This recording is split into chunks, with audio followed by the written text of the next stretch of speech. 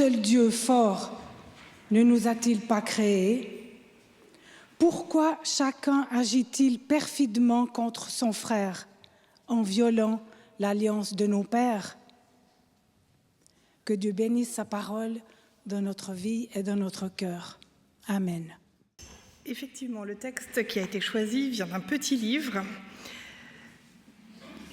mais il est puissant parce qu'il nous pose la question de nous dire, puisque nous avons le même Père, pourquoi dans certains cas, il y a une espèce de trahison quand on ne respecte pas cette unité, ce lien unique que nous avons. Et donc ce texte nous parle d'une unité, mais l'unité, c'est quelque chose qui est difficile.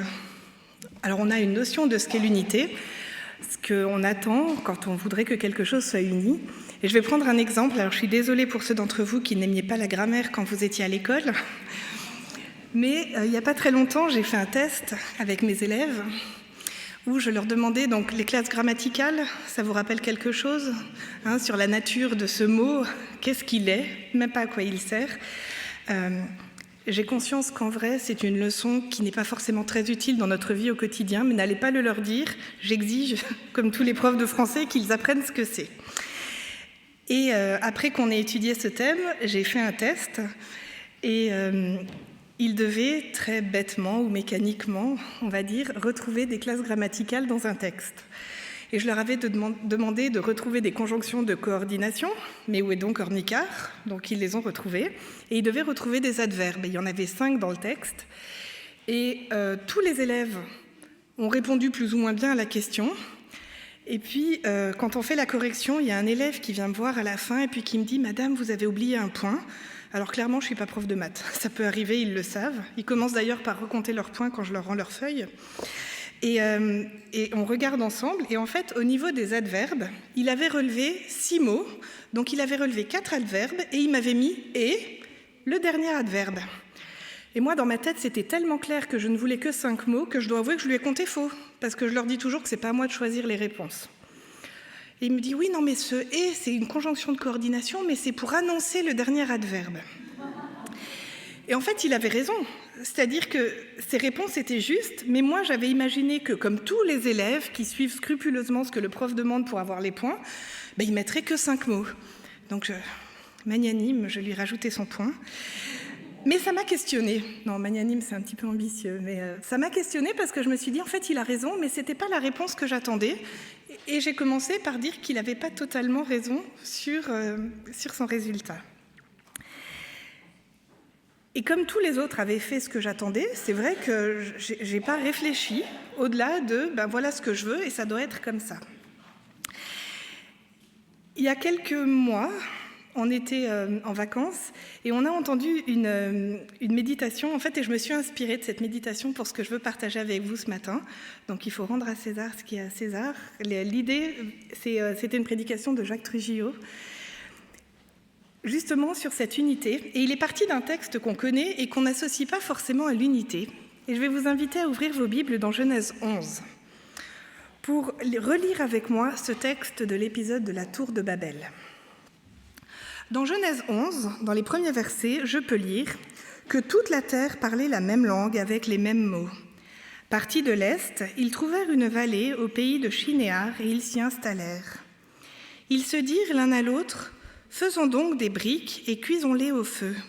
La brique leur servit de pierre et le bitume leur servit de mortier. Ils dirent alors: bâtissons-nous donc une ville et une tour dont le sommet atteigne le ciel, et faisons-nous un nom, afin que nous ne nous dispersions pas sur toute la terre. Le Seigneur descendit pour voir la ville et la tour que bâtissaient les humains. Le Seigneur dit: ainsi ils sont un peuple, ils parlent tous la même langue, et ce n'est là que le commencement de leurs œuvres. Maintenant, rien ne les empêchera de réaliser tous leurs projets. Descendons donc, et là, brouillons leur langue, afin qu'ils ne comprennent plus la langue les uns des autres. Le Seigneur les dispersa de là sur toute la terre, ils cessèrent de bâtir la ville. C'est pourquoi on l'a appelée du nom de Babylone, brouillage, car c'est là que le Seigneur brouilla la langue de toute la terre, et c'est là que le Seigneur les dispersa sur toute la terre. C'est un texte qui est connu, et je n'ai pas forcément la prétention de vous apprendre quelque chose ce matin, Mais je me dis qu'il y a des pistes qu'on peut peut-être réentendre, qui peuvent peut-être nous toucher un peu plus aujourd'hui.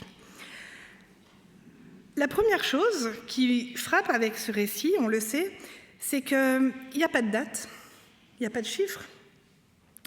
On nous dit quelques versets avant, au chapitre 10, au verset 32, on a fait toute une généalogie, et donc tels furent les clans issus des fils de Noé, selon leur liste de descendance, peuple par peuple. C'est d'eux que descendent tous les peuples dispersés sur la terre après le déluge. Mais si quelqu'un arrive à me dire en quelle année s'est passé ce récit, je le féliciterai, mais j'aurai quelques doutes. Il n'y a pas de temps. Et je crois que c'est parce que la leçon de ce récit ne s'inscrit ni vraiment dans l'histoire, avec un grand H, ni dans la connaissance scientifique. Ce n'est pas ça le but de ce qui va nous être partagé. Alors bien sûr, vous pourriez me dire qu'au chapitre 10, on a quand même quelques indications géographiques et biographiques. On a cette installation des descendants de Noé qui, en s'installant, répondent eux-mêmes à l'injonction qui leur avait été faite au chapitre 9, de dire « Ayez des enfants, devenez nombreux et répandez-vous en grand nombre sur la terre ». C'est récurrent, cette idée de se multiplier, de se répandre sur la terre. On voit donc que la dispersion, sous le regard de Dieu, ce n'est pas un problème. Il ne les appelle pas à rester tous au même endroit. On pourrait aussi se demander qui a conduit ce projet. Et quand on relit ces biographies qui se trouvent dans les chapitres précédents, le texte s'arrête à un moment sur un homme qu'on connaît, dont on connaît le nom, Nemrod. Au chapitre 8, au verset 10, on nous fait sa généalogie en nous disant que Couche fut aussi le père de Nemrod, qui a été le premier homme puissant sur la terre. Nemrod fut un homme puissant aux yeux du Seigneur. C'est pourquoi on dit « puissant aux yeux du Seigneur comme Nemrod ». Si on n'a pas compris avec ce verset que Nemrod, c'est quelqu'un qui a marqué son temps, on est d'accord, c'est vraiment quelqu'un de puissant. Et les premières villes de son royaume furent Babel, Érec, Akkad, Calné en Mésopotamie. Nemrod quitta ce pays pour l'Assyrie. Il construisit Ninive, Rehoboth-Ir et Kéla. Donc, on a quand même une référence avant l'épisode de la tour de Babel d'un homme puissant qui a dominé son époque. Et en même temps, dans la tradition, il est aussi associé au malheur d'Israël. Dans le récit de la Genèse, donc Nemrod est présenté comme le fils de Couche, le petit-fils de Cham, et donc, dans la description biblique de l'humanité, il appartiendrait à la branche africaine, puisque vous savez que chacun des fils de Noé représente un développement différent géographiquement. Pourtant, quand je lis ce dont on nous parle, il est clairement ancré dans le paysage mésopotamien. Il est le roi des principales villes de Babylone, et donc on comprend qu'il a étendu sa domination de la Syrie au nord. Et donc on voit qu'il y a déjà eu des conquêtes, il y a déjà eu de la guerre. Ce n'est pas quelque chose qui va apparaître après.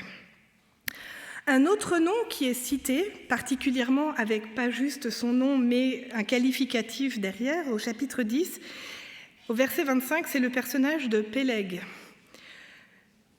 Et on nous dit que son nom veut dire justement que c'est la division, puisque c'est à son époque qu'il y a eu la division. Donc vous allez vous dire, ok, elle nous a demandé qui avait pu mener ce projet, elle ne répond pas à la question, mais les noms qui sont cités en lien avec cette époque-là sont à la fois des noms qui sont associés à la puissance, à la conquête, à une forme de violence, clairement, et celui qui confirme que ça a été l'époque de la division. D'ailleurs, on pourrait se demander pourquoi son nom, c'est celui-ci. Est-ce qu'il est né après? Est-ce qu'il était prémonitoire par rapport à ce qui allait arriver? Ça fait partie de ces questions auxquelles il n'y a pas de réponse.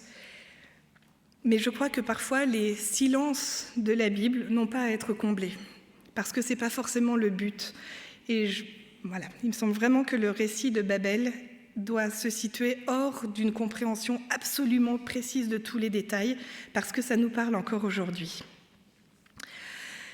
Si on arrive donc au chapitre 11, je relis le verset 1. « Tout le monde parlait alors la même langue et se servait des mêmes mots. » Quand on nous dit tout le monde, on est d'accord que c'est pour la connaissance de l'époque, dans l'environnement qu'ils avaient. De nouveau, tout le monde, on n'a pas de nombre précis, on n'a pas de durée, On nous a cité un certain nombre de noms avant qui font qu'on est passé de 3 fils à des peuples, mais voilà, on ne sait pas exactement sur combien de temps.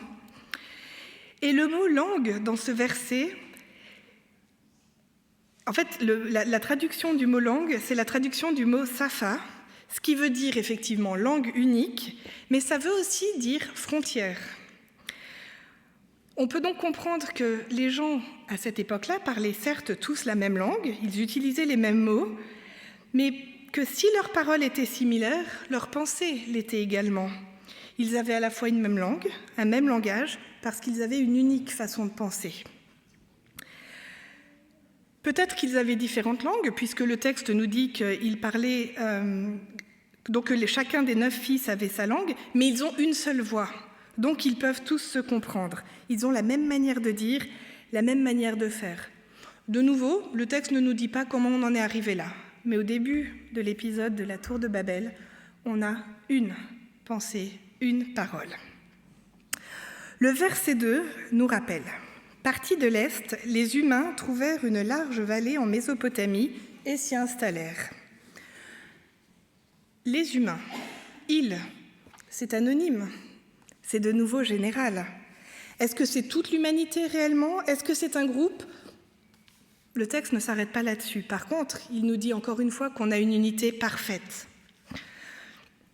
Je suis aussi interpellée par le fait qu'ils viennent de l'Est. Parce qu'au chapitre 2 de la Genèse, quand Caïn va être chassé d'Éden, il va partir vers l'Est. Et ces îles, inconnues, anonymes, font ici le chemin inverse. Est-ce que quelque part, ils ne seraient pas de nouveau à la recherche de l'Éden, de ce paradis, cette perfection? Et ils se disent que s'ils ne le retrouvent pas, ils vont le bâtir, ils vont le construire. Et là, je m'interroge, est-ce qu'on peut changer l'orientation humaine? Est-ce qu'il est possible de revenir de l'Est d'Éden vers l'Éden? Est-ce que je peux même faire mieux? Ils sont perdus, ils ne vont pas le retrouver, l'Éden du début. Et donc, ils se disent, bon, c'est pas grave, on va le refaire et on va le faire mieux. Et donc, le verset 3, ils se mettent en action, nous dit, ils se dirent les uns aux autres, au travail pour fabriquer des briques, au travail pour les cuire au four. Ils utilisèrent des briques comme pierre de construction et du goudron comme mortier. De nouveau, ce pluriel. Ils se mettent au travail. Selon les traductions, on a utilisons, fabriquons, donc on a vraiment ce pluriel. Et quand on lit le texte, on peut se dire « c'est une chouette démocratie quand même ». Ils sont tous d'accord. Allons, fabriquons, cuisons, aucun problème. Il n'y a pas d'architecte, il n'y a pas de leader, pas de contremaître, pas de financier. Non, c'est vraiment une société merveilleuse qui nous est présentée.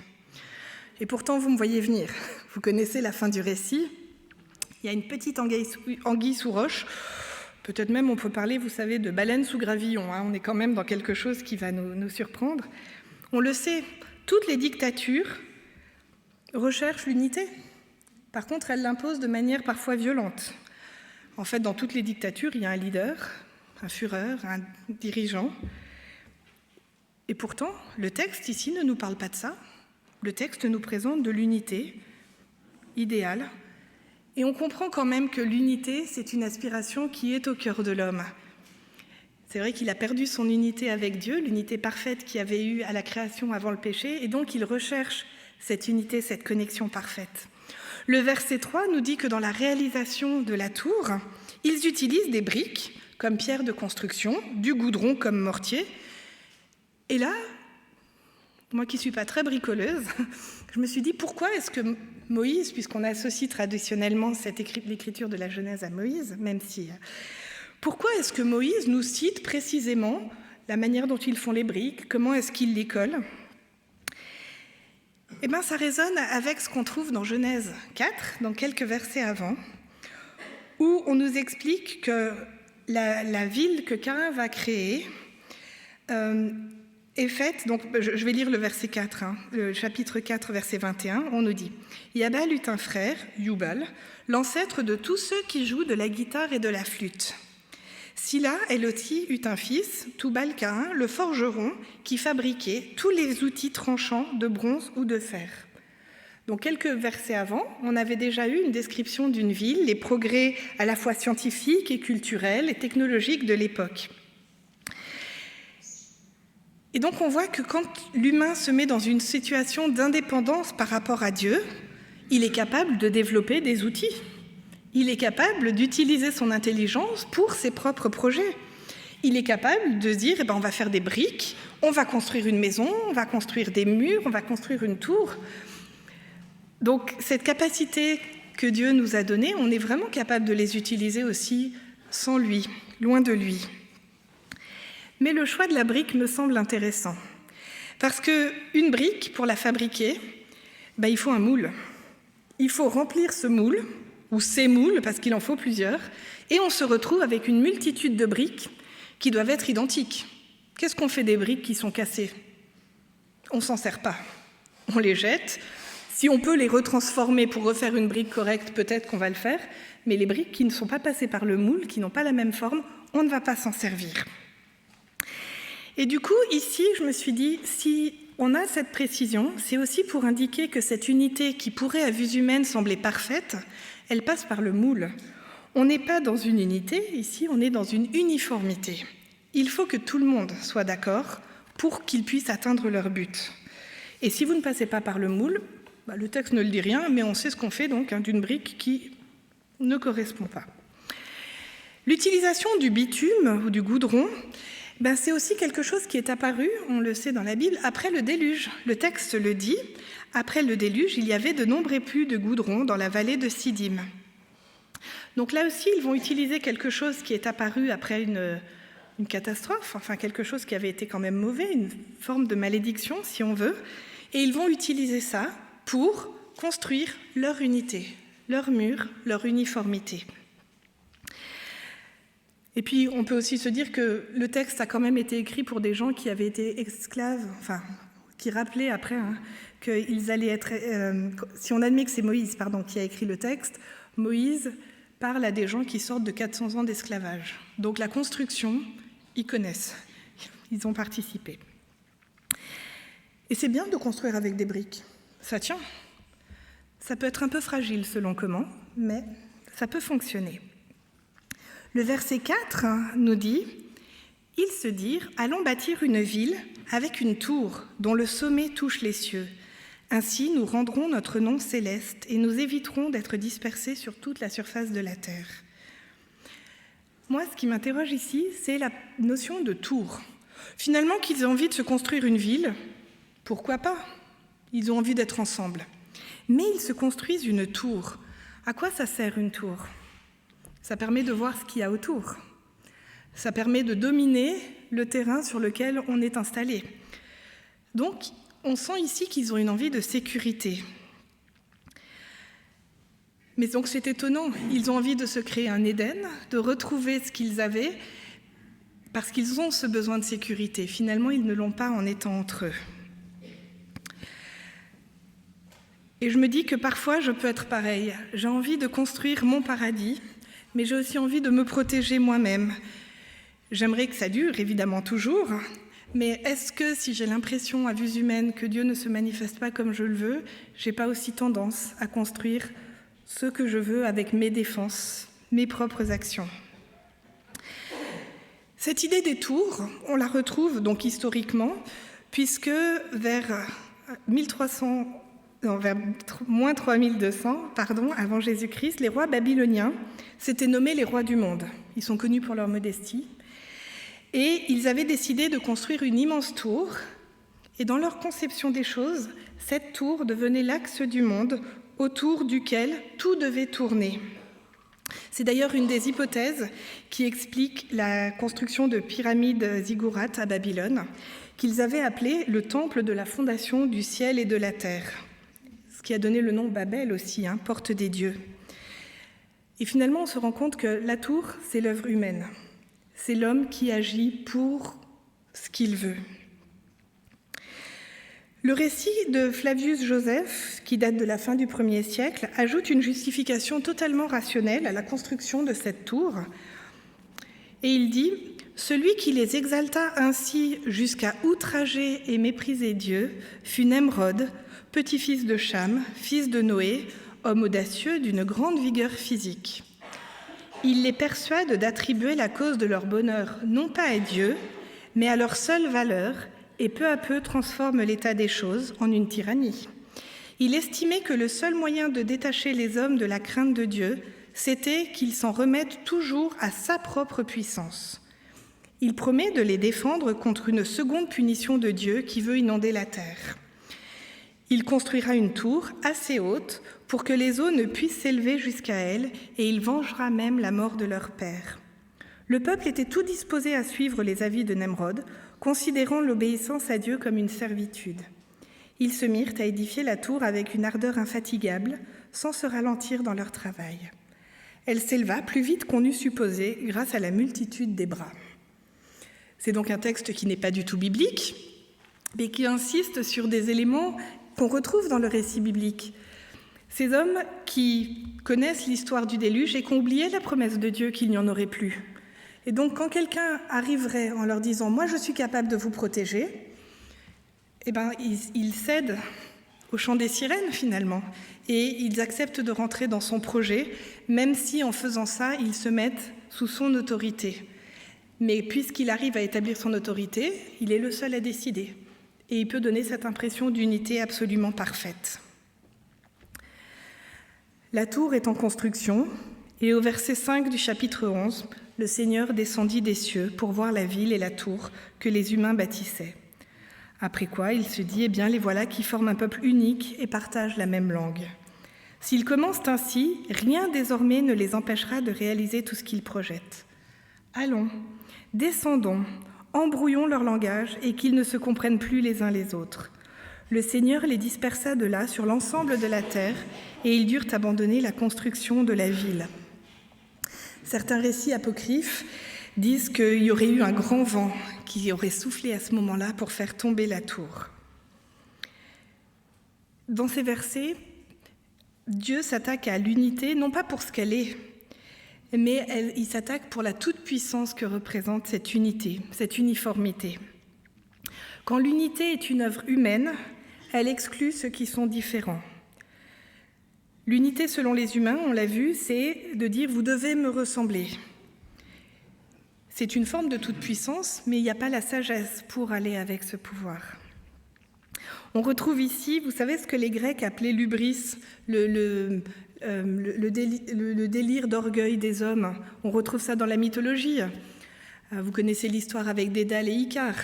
Ils arrivent à s'envoler, ils peuvent réaliser quelque chose, mais Icare va s'élever trop haut et ses ailes vont fondre. On a aussi Prométhée qui va voler aux dieux, qui va aller vers quelque chose de trop haut.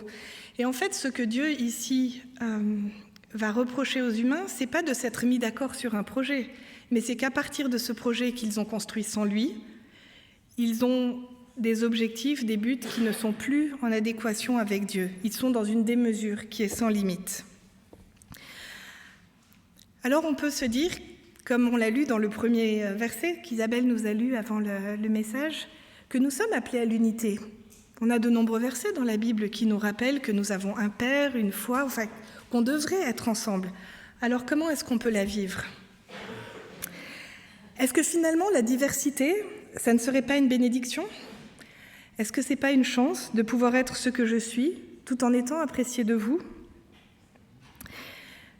Quand Dieu sépare les hommes à la fin de la tour de Babel, de l'épisode, en fait, en les séparant, il sauve la biodiversité humaine, parce qu'il va enlever cette force d'unité qui n'était pas une unité divine. C'est pas toujours facile, la diversité. On le voit dans notre communauté. Je vais prendre un exemple. Merci beaucoup, Erika, et vous tous pour ce matin. Mais on sait que la louange, des fois, il y a des gens qui l'apprécient plus que d'autres. Et heureusement qu'on n'a pas tous les samedis strictement la même forme de louange. Je crois que ça fait aussi partie de cette diversité à laquelle on est appelé. Ce qui est aussi drôle dans ce passage, c'est que les hommes vont monter parce qu'ils veulent arriver au niveau de Dieu, Mais le texte nous dit bien que Dieu doit descendre pour rencontrer l'homme. Donc ils n'y sont pas du tout encore arrivés. Je cherche à monter par mes propres moyens. Mais en fait, ça fait descendre Dieu sur terre.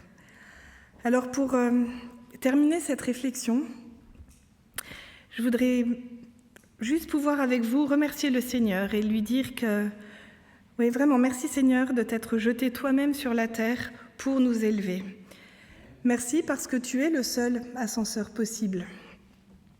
Merci parce que tu nous rends participants à une autre construction, ce qui peut sembler une folie. Merci aussi parce qu'il nous appelle à construire un mur non pas avec des briques, mais vous savez, avec ces pierres sèches, comme on en a dans le Jura, ces murs qui sont construits avec des pierres de formes différentes, mais on a eu de la réflexion et on arrive à les caler les unes avec les autres. Et c'est des murs qui résistent mieux que les murs de pierre. Et ces pierres, il faut les ajuster. Quand on utilise des pierres qui sont vivantes, il faut arrondir les angles, et ça peut chauffer parfois. C'est râpeux. Et aucun être humain n'est le tailleur de pierre divin. Mais rendons grâce parce que grâce au Saint-Esprit, on peut trouver notre place dans la maison de Dieu et participer à la construction d'une œuvre qui n'est pas humaine et qui un jour pourra atteindre le ciel. Amen.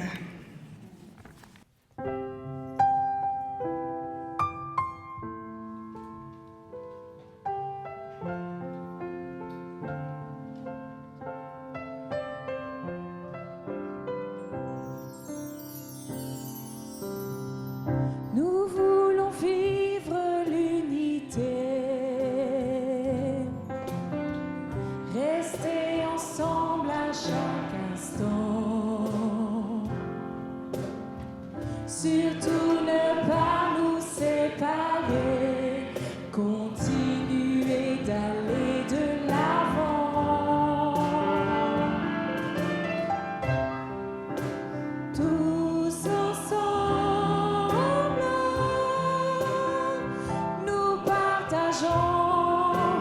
L'amour du Seigneur, l'adoration du Sauveur, tous ensemble, nous accueillons l'Esprit du Seigneur, l'unité du Créateur. Nous voulons te rester fidèles.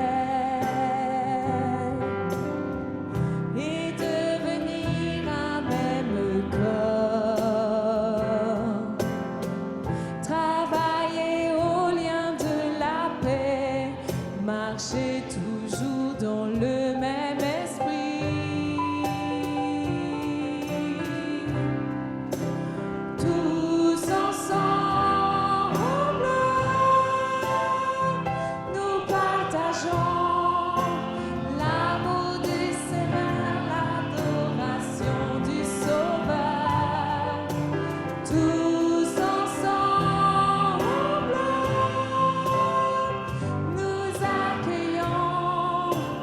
L'Esprit du Seigneur, l'unité du Créateur. Reconnaissons nos différences. En Dieu, elles seront notre force. Nous allons partager ensemble, chercher encore le royaume de Dieu. Tous ensemble, nous partageons l'amour du Seigneur, l'adoration du Sauveur. Tous ensemble, nous accueillons l'Esprit du Seigneur, l'unité du Créateur.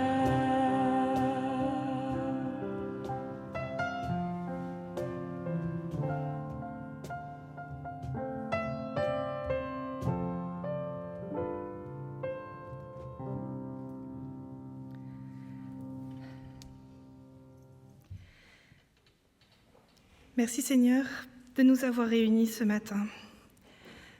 Merci parce que nous venons chacun avec nos caractéristiques, nos forces, nos points d'amélioration. Mais si nous sommes là, c'est parce que nous t'avons rencontré et que nous voulons continuer à apprendre à te connaître.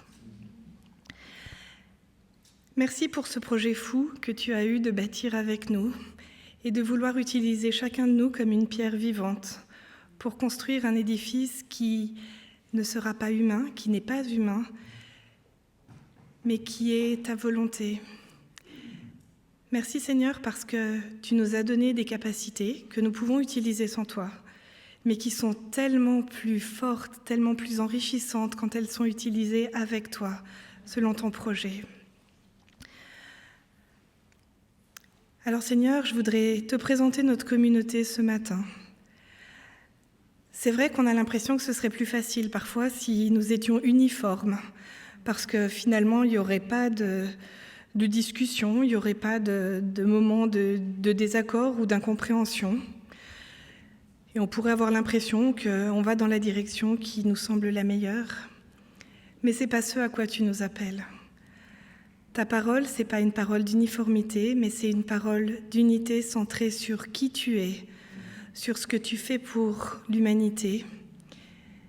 Et je voudrais vraiment te demander, Seigneur, ce matin, de pouvoir nous accorder ton esprit pour que nous apprenions à nous aimer, à nous accueillir, à nous accepter, et aussi que tu nous donnes la sagesse parfois de comprendre que l'autre personne n'est peut-être pas la pierre qui va aller juste dessus moi parce qu'il y a des angles qui sont trop différents, mais que même si on est un peu éloigné dans ta construction, nous partageons cette construction et que c'est ça l'essentiel.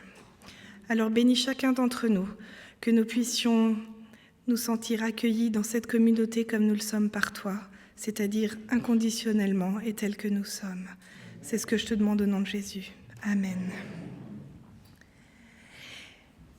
Et avant qu'on ait un dernier chant de bénédiction, je voudrais partager avec vous un texte dans Éphésiens 4 qui va dans ce sens. J'ai juste changé le pronom pour qu'on soit tous inclus dedans. Soyons toujours humbles, doux et patients. Supportons-nous les uns les autres avec amour. Efforçons-nous de maintenir l'unité que donne l'Esprit Saint par la paix qui nous lie les uns aux autres. Il y a un seul corps et un seul esprit, de même qu'il y a une seule espérance à laquelle Jésus nous a appelés. Il y a un seul Seigneur, une seule foi, un seul baptême. Il y a un seul Dieu, le Père de tous, qui règne sur tout, agit par tous et demeure en tous. Allons en paix. Oui, et ce matin, ce que j'ai envie, c'est que vous puissiez vous bénir les uns les autres en chantant que la paix. Posez votre main sur la personne d'à côté de vous ou ce qui est derrière vous si vous êtes seul et chantez ce chant, que la paix de Dieu reste. Et puis on va dire dans nos cœurs, on va suivre la direction de Claire-Lise, que la paix de Dieu reste dans nos cœurs. Allons-y. Regardez-vous, bénissez-vous, dites du bien les uns aux autres. Que la paix